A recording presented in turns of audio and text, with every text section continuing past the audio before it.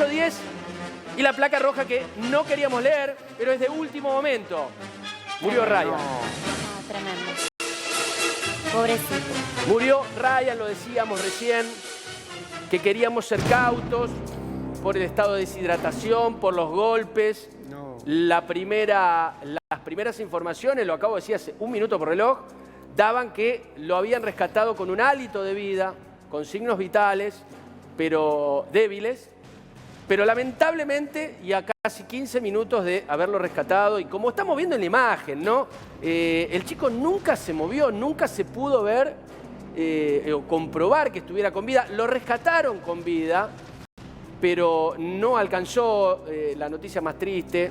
Estábamos contentos hace 2 o 3 minutos. Sí, totalmente. Claro. Sí. Y ahora, bueno, es nuestro laburo, ¿no? La vorágine informativa nos lleva a, bueno, ahora a confirmar lo contrario. Murió Ryan, este chico marroquí que estaba caído en un pozo, 32 metros. 5 días, Sí. mucho Sí. tiempo. Yo lo decía fuera de aire, chicos, la verdad, y lo dije recién. Son casos que la verdad que no terminan bien. Lo dijimos con el caso de Cristian Quirós en San Nicolás, lo dijimos con Julen en el caso en España hace 2 años, 3 años. Y bueno, el de Ryan era un milagro, era un caso distinto. Y había que esperar esto, ¿no? Las primeras horas, cómo estaba. Bueno, no resistió, pobrecito, ni siquiera la llegada al hospital.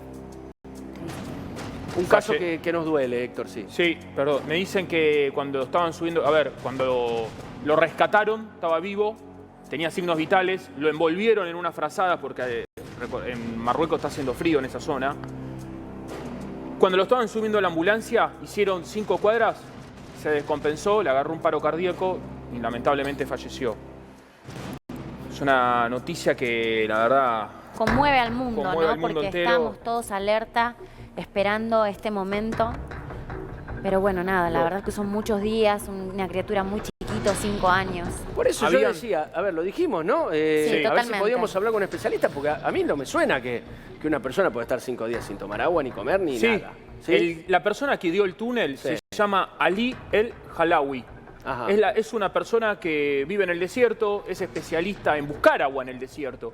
Y es la persona que les propuso un plano y les propuso hacer el contratúnel al lado del túnel para tratar de extraerlo. Lo estaban poniendo como un héroe nacional porque fue la persona con la que pudo llegar al lugar.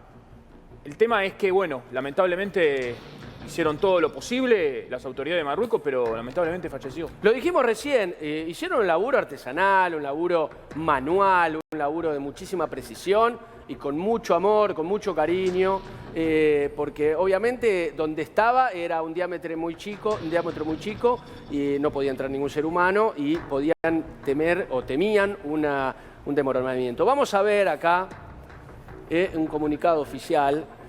Bueno, obviamente está en árabe y traducido. Tras el trágico accidente que cobró la vida del niño con tumores, Su Majestad el Rey Mohamed VI hizo una llamada telefónica al señor Khaled Oram y a la señora Wasima Karchich, los padres del fallecido, quien, bueno, obviamente murió después de caer en un pozo. Comunicación a la Real Audiencia. Bueno, esto en Marruecos, la confirmación de que el propio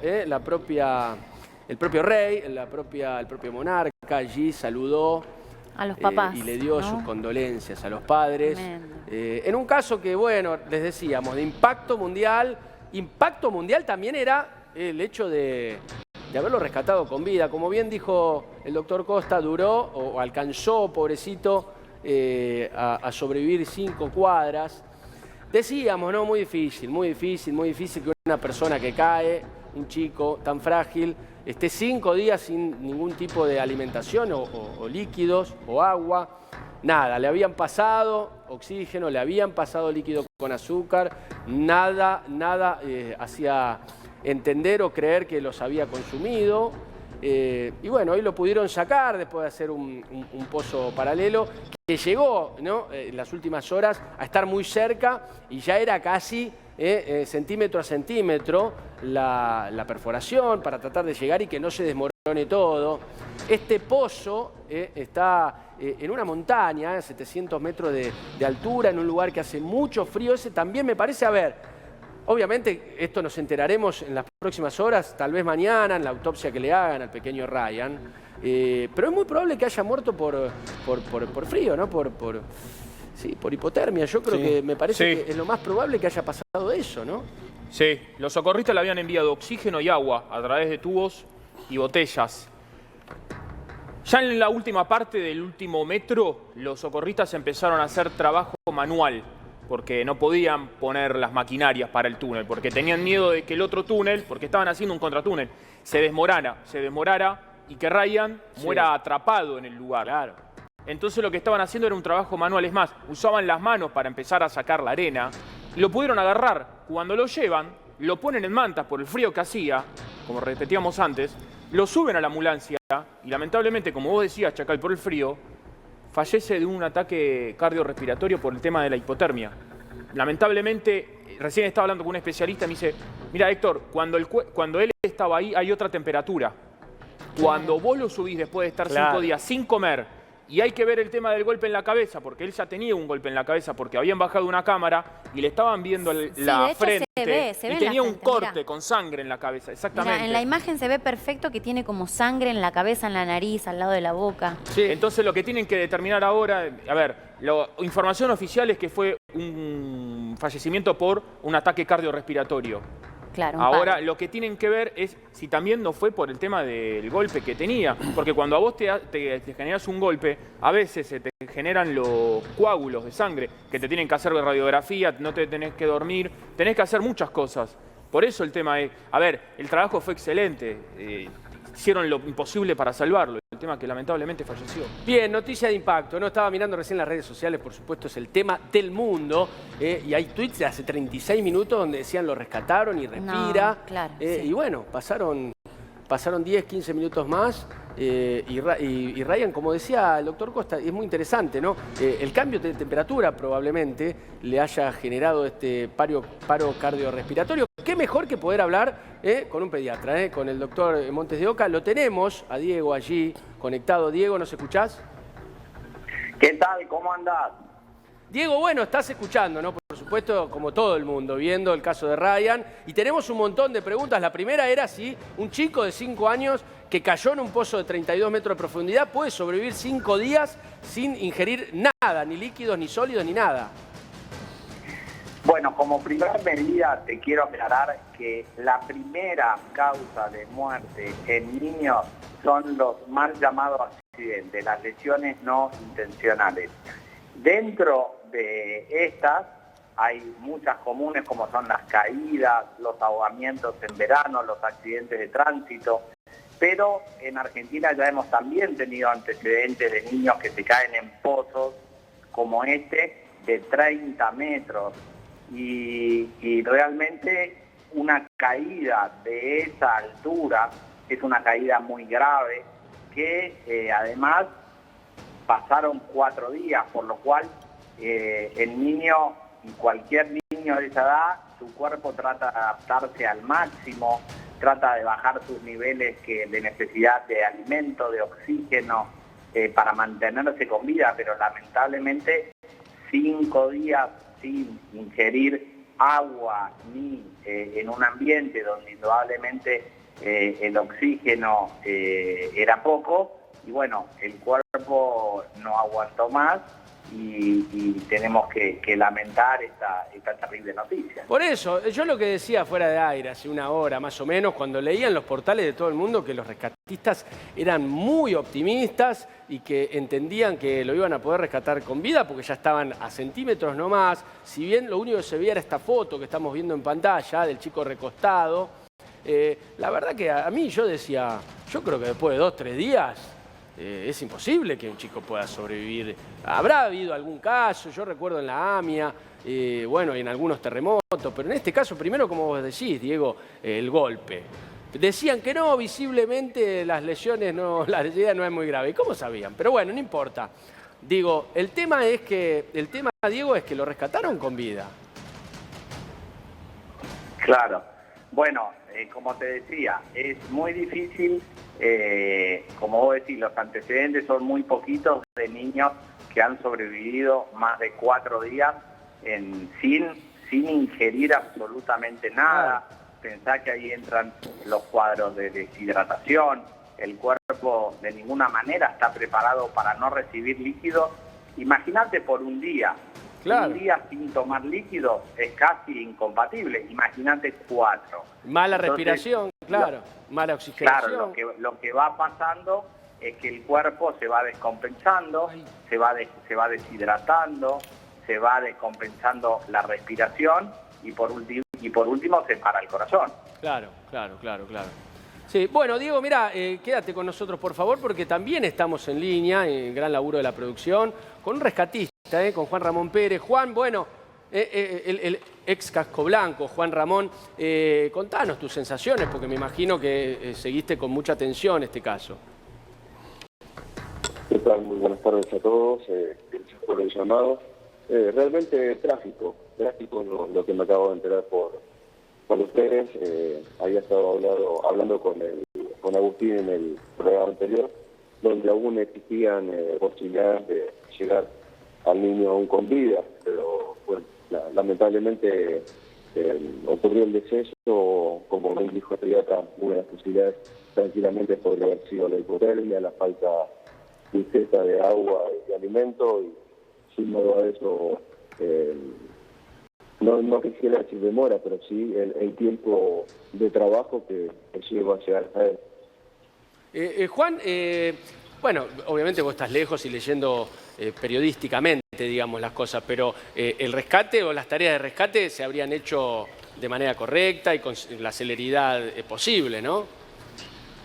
Mira, cuando existe un rescate complejo de este tipo, todas las opciones son válidas, claro. Donde las personas que están encargadas de coordinar estas maniobras tienen una ventana de tiempo muy pequeña y tienen que tomar decisiones de manera muy rápida.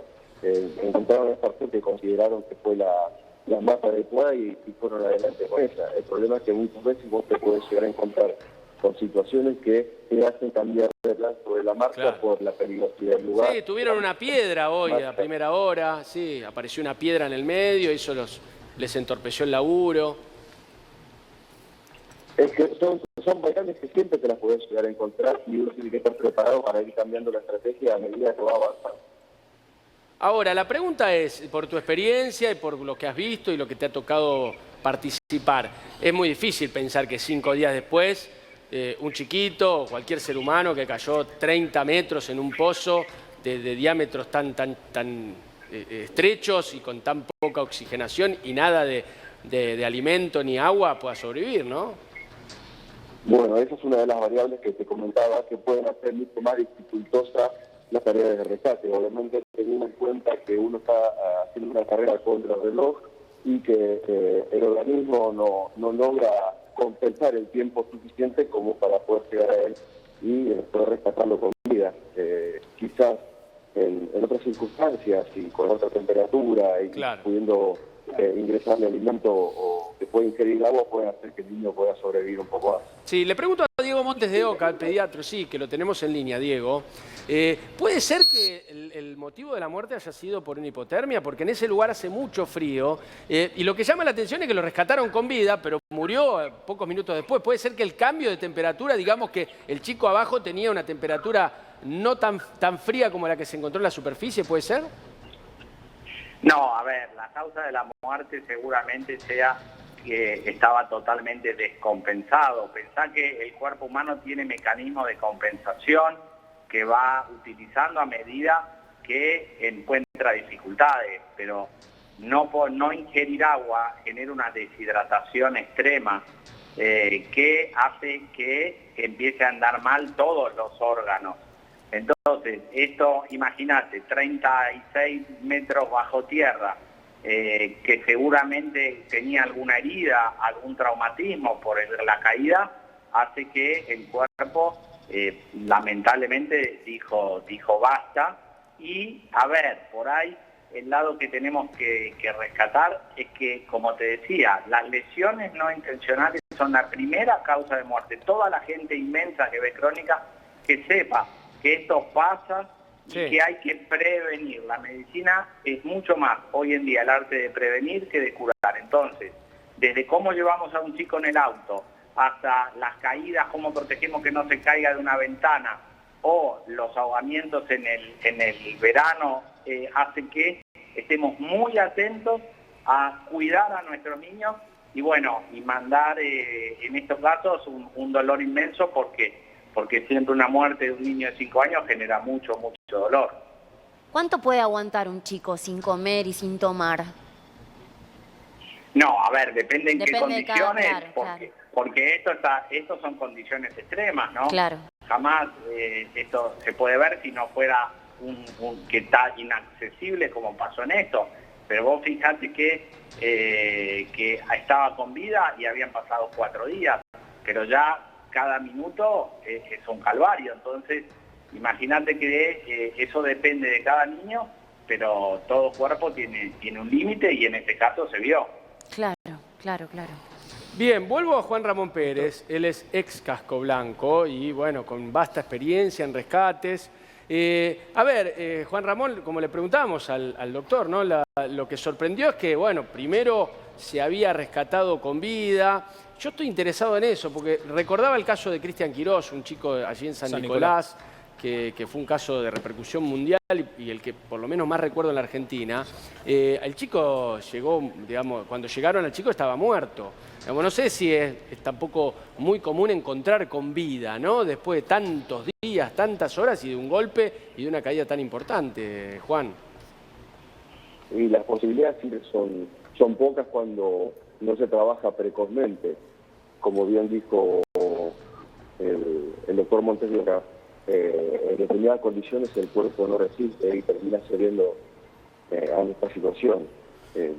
No quisiera decir que se trabajó lentamente, porque digamos es una situación completamente compleja y hay que ver siempre y analizar las variables de un rescate, donde uno trata de utilizar todos los medios técnicos disponibles para poder hacerlo de la mejor manera, hacerlo de forma segura, no arriesgar al personal de rescate tampoco, y lograr obviamente la extracción con vida del paciente que podamos a rescatar para poder entregárselo al personal médico para que pueda hacer lo suyo. Claro, es que en realidad es buenísimo lo que decís y casi una obviedad, obviamente, hasta decirlo, pero el padre tuvo dificultades y dudas acerca de dónde estaba el chico, claro, y recién creo que 2 días después empezaron a buscarlo. Claro, no lo encontraban. No sabían dónde estaba, claro, porque él decía, claro, que ese lugar estaba tapado por un barril y bueno, es una zona obviamente montañosa e inhóspita.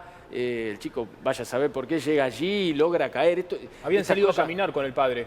Estas cosas son increíbles, ¿no? Pero digo, claro, o sea, probablemente ya después de los 2 días ya es demasiado tarde, ¿no? Y perdieron mucho tiempo también. Si hubieran empezado antes, tal vez estaba con vida el nene. Es que estuvo vivo hasta hace muy poquito tiempo. ¿Cómo no te escuché, Juan? ¿Cómo? Es que según las noticias que teníamos al momento, el niño estuvo vivo hasta hace muy poco tiempo atrás. Sí. El tema es que, como bien dijo el médico, las condiciones no favorecieron para que el niño pudiera continuar con vida al momento del rescate y poder recibir el soporte vital necesario para poder mantenerlo con vida. Sí, Jorge. Sí, doctor Montes de Oca, le habla Jorge Alarcón. Le hago esta pregunta, porque a mí me crea una duda infernal. Lo saca con vida en la ambulancia, ¿no tienen los medios idóneos como para, sabiendo que podía darse esa situación, sabiendo que podía abrir con hipotermia, sabiendo, o era imposible que salga con vida? Quiero que usted me comente. Bien, a ver, no sabemos los detalles de en qué estado estaba cuando fue rescatado. Indudablemente su estado era desesperante y no se pudo hacer nada. Ahora, lo que yo me gustaría recalcar es que los que somos padres y los que conocemos un poco de esto, un niño que no lo encontrás, no sé, se te pierde un hijo a vos, 5 minutos ya te volvés loco. Sí, totalmente. Entonces, pensemos que los niños requieren un cuidado extremo, cuando más chiquitos ni hablar. Entonces, a ver, sabemos que un niño se le puede ocurrir cualquier cosa y eso es lo que vemos. A ver, para poder pasar el mensaje, un artículo que genera muchas lesiones graves es el andador y la gente sigue usando andador. Entonces, acá respondiendo a tu pregunta, seguramente ya no había elementos médicos para poder corregir esta situación y saber que los niños requieren un extremo cuidado y sepamos que para pasar el mensaje, el andador, que es una de las causas más comunes de traumatismos también en niños, debiera estar prohibido. Diego, lo que decís, perdón Esteban, Diego, lo que decís tan cierto que esta semana estuvimos todos chicos que murieron ahogados, ¿no? Un descuido, un segundo, y terminaron ahogados en la costa. Exactamente, los ahogamientos son una cuestión de todos los días. Entonces jamás un niño se ahoga con 5 centímetros de agua, y eso lo vemos en las piletas de natación todos los días. Por lo cual, siempre que haya un niño, generalmente desde 8 o 10 meses hasta los 4 o 5 años, y una pileta de natación o inclusive una acumulación de agua, hay que estar preocupado. Y una cosa que el excelente rescatista debe estar muy de acuerdo es que es clave hacer cursos de RCP. En el caso de un niño que se ahoga en una pileta, lo que hay que hacer son maniobras de RCP y de esa forma podemos salvarle la vida. Entonces, para todos los oyentes que se anoten en cursos de RCP, que realmente pueden salvar la vida. Lo mismo que obstrucción de la vía aérea, Claro. que hacerse un chico se atraganta con un caramelo. Todas estas cosas se hacen cursos que salvan vidas. Bien, Juan Ramón Pérez, escuchaste, ¿no?, al doctor. ¿Qué tareas, qué es lo que se realiza apenas se encuentra una persona como el caso de Ryan? ¿Qué maniobras hay que hacer? Lo que nosotros generalmente hacemos, o sea, para profundizar y por lo menos también para reafirmar lo que dice el doctor, en la formación, tanto a nivel comunitario como de los inspectores de salud, los inspectores de emergencia, siempre es la preparación constante. Todo el mundo debería saber el RCP y todo el mundo debería trabajar en lo que es la prevención de este tipo de situaciones. Ahora, cuando nosotros llegamos a un paciente que se encuentra atrapado, evaluamos el estado general, si está completamente destruida su vía aérea, cuál es su estado circulatorio, cuál es su frecuencia ventilatoria, su ritmo cardíaco, para poder trabajar sobre aquello que vamos encontrando. El que sabe lo que busca, entiende lo que encuentra y previene lo que está por suceder. Entonces, de acuerdo a eso, uno sabe que una persona puede morir por falta de sangre, falta de oxígeno o por hipotermia. Entonces, en estos casos, las maniobras que uno va aprendiendo están destinadas a un buen control de hemorragia, mantener una correcta vía aérea, que la persona pueda ventilar o respirar correctamente, y mantenerlo caliente para aumentar sus posibilidades de sobrevida y entregárselo al personal médico para que pueda hacer su trabajo. Mirá qué interesante, ¿no?, lo que dice Juan Ramón Pérez. La verdad que nosotros, que obviamente no estamos en el tema, es de una complejidad enorme. Diego, te pregunto también, en realidad, un poco dijo Juan Ramón, pero él desde su lugar de rescatista, desde el lado médico, ¿qué es lo primero que se hace cuando se rescata a un chico en las condiciones que estaba Ryan? Bien, en este caso intervienen los equipos de terapia intensiva, ¿no? Para estas cosas, como dijo, los rescatistas están preparados y hay médicos que se especializan en emergencias, ¿no? Entonces ahí son todos protocolos donde los especialistas en terapia intensiva, que tanto lo hemos visto por COVID, ¿no? Sacarse el sombrero, siempre hay que rescatar lo que fue el equipo de salud en esta pandemia. Y bueno, hay terapistas y emergentólogos pediátricos que tienen todo un protocolo para poder mantener, primero es sacarlo de la emergencia, ¿no? Este niño estaba seguramente muy descompensado, entonces siempre lo primero que hay que ver es la oxigenación, como el tema cardíaco, el tema de hemorragia, todo un sistema de pasos que los emergentólogos y terapistas están más que preparados para poder atenderlo. Lo que pasa que en este caso, indudablemente ya no había más nada para hacer. Sí, qué increíble, ¿no? Estas cosas, ¿no? Porque bien decía Juan Ramón Pérez, ¿no?, y también el doctor Montes de Oca, que en realidad hay que prevenir estas cosas. Está en los padres, un chico de 5 años que no se te puede ni escapar, lo tenés que estar todo el tiempo mirando, por supuesto que es tu responsabilidad. No vamos a culparle al padre, por supuesto, por lo ocurrido, pero es una situación en la que los padres tienen que profundizar, porque ¿cómo se te escapa un chico? Además en una zona como la que estamos manifestando, ¿no? La verdad que es muy doloroso. Juan Ramón, la verdad que también a nosotros nos interesa mucho cómo laburan ustedes. Yo te pregunto de cosas que he leído también, que intentaron sacarlo, bueno, que entrara gente, que entraran rescatistas, el diámetro no superaba los 50 centímetros y más adentro del pozo los 30 o 35. Ahora pregunto, ¿no hay tecnológicamente nada? No sé, una soga con un guinche especial o un aparato que yo desconozco si existe. ¿Se entiende, no? Por supuesto, para evitar tener que hacer un pozo o entrar a través de un pozo. Seguramente esa posibilidad fue evaluada y descartada.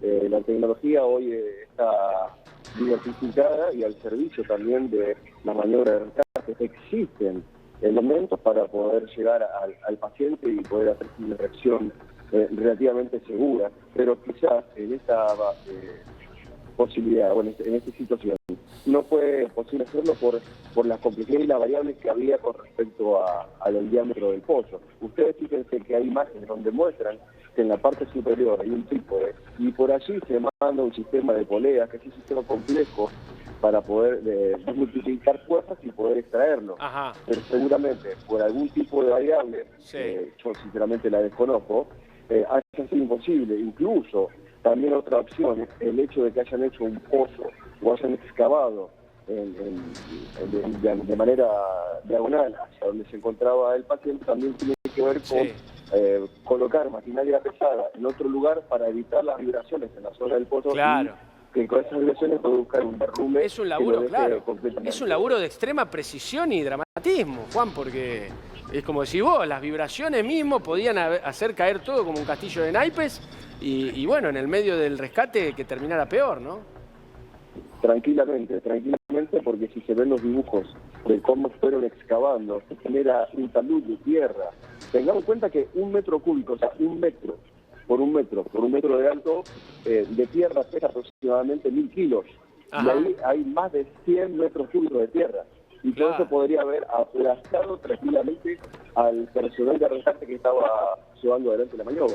Sí. A ver, Juan, te voy a preguntar de vuelta, ¿no? Y por ahí voy a ser muy brutal o cualquiera diga, pero ¿qué está diciendo este hombre? ¿Viste las máquinas esa con el guinche en la que se saca el muñeco? Digo, ¿no hay una tecnología así donde se pueda tomar a la persona que está en el fondo? Yo entiendo que no es lo mismo, obviamente, que el pozo seguramente tenía una cavidad sinuosa, pero digo, ¿no hay una herramienta similar en la cual se pueda trabajar? Porque en estos casos siempre termina pasando esto, Juan, ¿no? Que hacen un pozo paralelo para llegar en el fondo hasta el lugar, ¿no? Que en realidad sí existe. El problema es que muchas veces depende de otro tipo de factores para poder utilizarlo.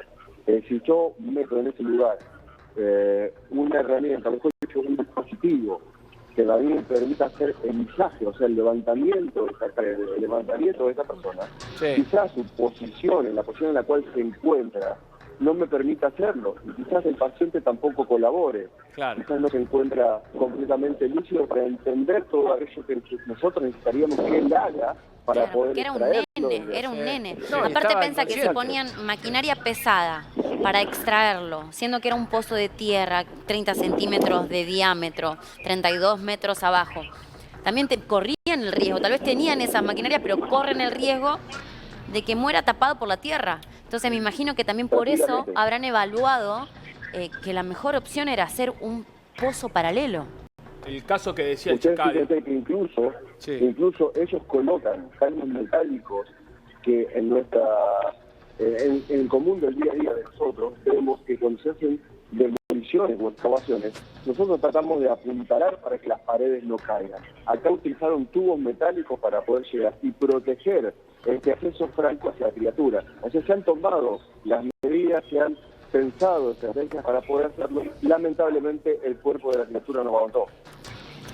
Terrible, sí, Jorge Alarcón. No, que quería recalcar lo que dijo el doctor Montedioca con respecto a los chicos. Y repito, lo del domingo pasado con estos chicos en Aguas Verdes de 6 y 10 años, que se los llevó, estaban en la playa, un segundo descuido de los padres, un segundo descuido por ahí también de los playeros, etcétera, etcétera. Y los chicos murieron. Pero quería preguntar al doctor Montes de Oca, porque ahí dice que después murieron por muerte cerebral.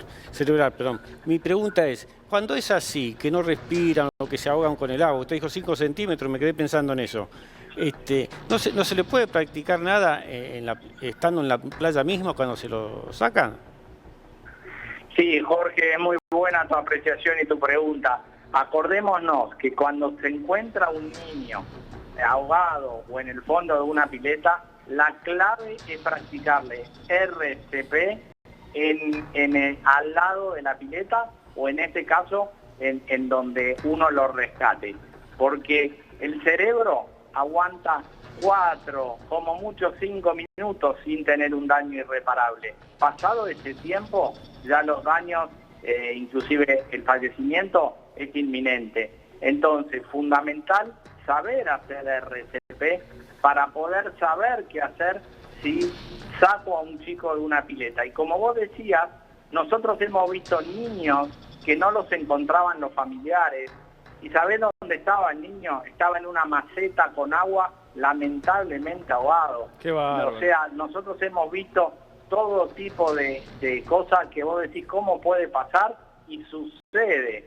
Entonces, el RCP y la desobstrucción de la vía aérea por el atragantamiento son maniobras que todo padre, cuidador o abuelo o docente debería saber. Y ahora que estamos en pleno periodo de vacaciones, una causa también común de fallecimiento es el accidente de auto en el niño que va a UPA Claro. y no va en su sistema de sujeción. Claro. Entonces, eso es más frecuente que todas las infecciones, problemas de corazón o tumores juntos en causa de muerte en niños. Por eso tu acotación es muy valereda. Me quedé bien, con esto, La última, sí, la última. Me quedé sorprendido. ¿Lo puede repetir? ¿Cuánto tiempo tarda? ¿5 minutos nada más o si no tiene un daño irreparable? Exactamente. El cerebro sin oxígeno es un tejido muy sensible y bueno, a partir de esos minutos ya causa un daño irreparable y por eso siempre el RCP en un ahogado tiene que ser al lado de la pileta.